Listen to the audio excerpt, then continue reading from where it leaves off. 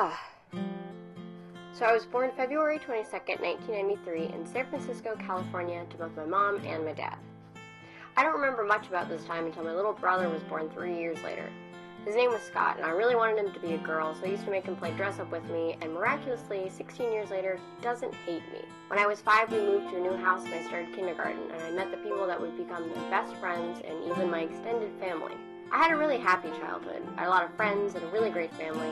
I like to draw a lot, and I look forward to Saturday mornings when I could watch cartoons and log on to AOL Kids and spend hours on dial-up internet. In the 2nd grade, I met my very best friend, Joy, and we were inseparable. It was also around that time that I discovered you could actually make cartoons for a living. I became obsessed with the idea of becoming an animator when I grew up, and I spent hours learning everything I could about animation. In the 4th grade, Joy moved to Arkansas, and I was devastated. But it was okay, because that summer I flew all the way to Arkansas all by myself.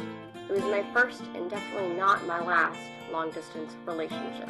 Graduating elementary school and starting middle school was such a weird time for me. I felt like all of my friends were growing up without me because I so desperately wanted to be a kid as long as I could. I basically continued to feel this way until high school, but my 7th grade year I discovered the wonderful world of theater by auditioning for my middle school's production of Charlie and the Chocolate Factory. Little did I know that by doing theater throughout middle school and choosing to do it in high school would be the best decision I made in my entire life. Through theater I met some of the best friends I've ever had.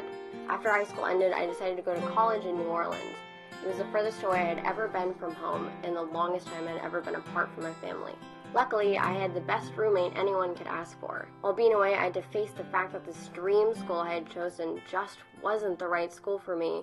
During that year, I met a boy who lived in Seattle. Long story short, we started dating. I spent the majority of last year hopping back and forth to Seattle, where I built my own little home up there with so many of my friends that I had met through YouTube. After moving back home, I spent a year at community college and chose to pursue my passion.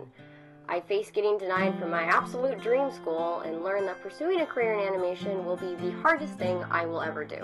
Juggling that and a long-distance relationship really took a toll on me. Recently, I had to end the longest and most serious relationship I had ever had, and take a giant step in carrying on my dream by moving to LA.